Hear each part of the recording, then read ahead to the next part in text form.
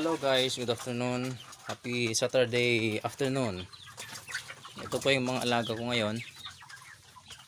Yung mga sisiw ko binili kanina ni Sir Kyle Lucero from Badok guys. Pinabili ng tito niya na nasa Hawaii. Nakita niya lang yung mga vlog ko, yung mga videos ko guys. So doon lang kami nagkakilala. Bumili sila kaya lang konti lang yung nabigay ko sa kanila. 11 lang na newly hatched. 1 week old sila guys. Mahirap kasi magpa-hatch ngayon kasi tag-ulan. Yung palagi yung sinasabi. Manipis yung itlog. Pag naulanan yung mga manok, yung shell ng itlog nila is manipis.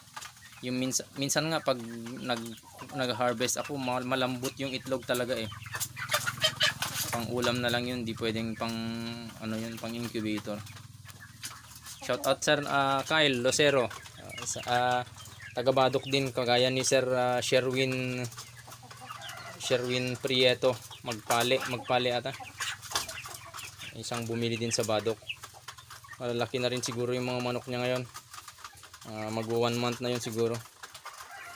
Ito guys, pwede ko na silang ihalo doon yung mga rooster ko na yan, yung tatlo brown decal na rooster, yung tatlong yan, pwede ko na silang ihalo dun sa mga breeder ko.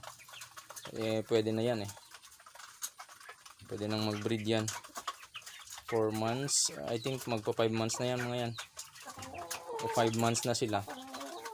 Malapit na rin mangitlog yung mga bats nila pag 5 months. Yung black na yan na hen, 5 months na. Ay ako,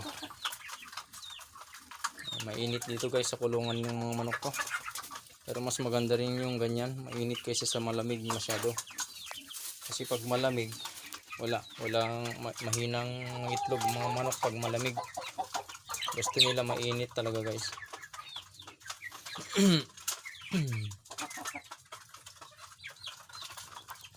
Gutom sila kasi hindi sila kumain kaninang umaga. Galing kami kasi sa Batak guys. Doon kami natulog sa bahay namin doon.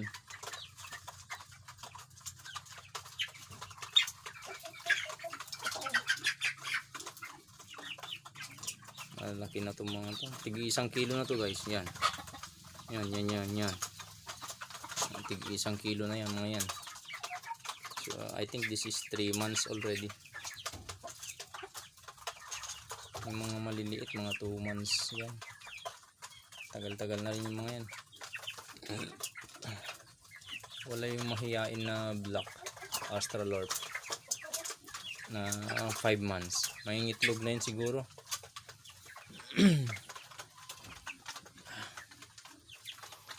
Okay guys, tignan ko yung mga malaki guys. Ito yung mga malalaki ko. Mga breeders ko ito guys. Nangingitlog na itong mga to. Ay, bakit may tubig dyan?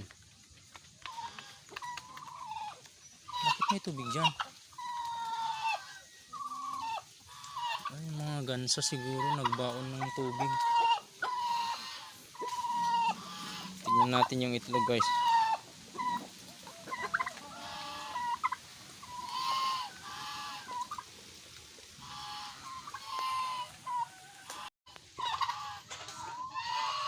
Ito guys, hindi na ako nag-harvest kahapon pa yan guys. Bale bukas kasi may bibili ng fertile egg, so hindi ko na siya kinuha. Ayan, okay yung mga yan kasi walang ulan pwedeng ilagay sa incubator yan. Ang dami. May natabunan pa dyan na isa. Ang dami ngayon guys 2 days yan. Yan pa. Meron pa dun sa ilalim guys. Tignan nyo guys pinakalat lang nila dalawa yan. Ang pasaway na brown decal yan, nagkakalat ng itlog. Siguro nandito pa sa likod. Meron pa din dyan siguro. Tignan natin yung isa dun sa likod. May paitlogan pa ako dito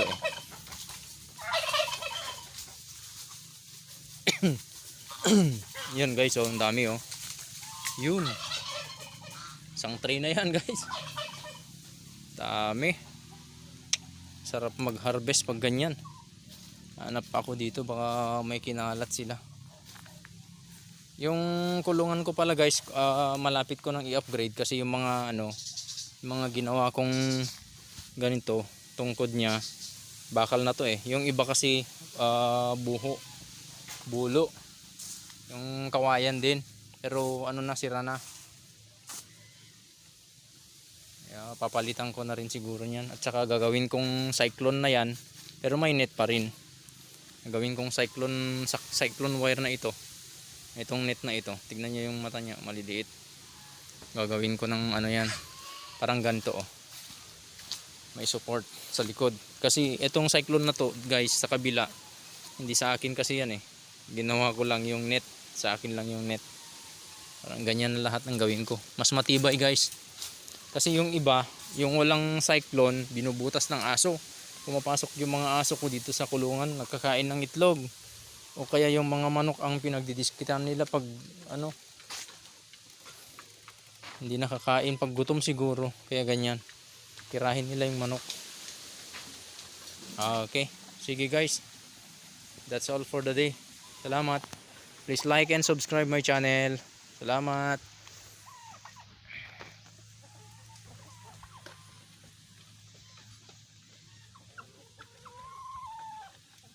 Busog na sila.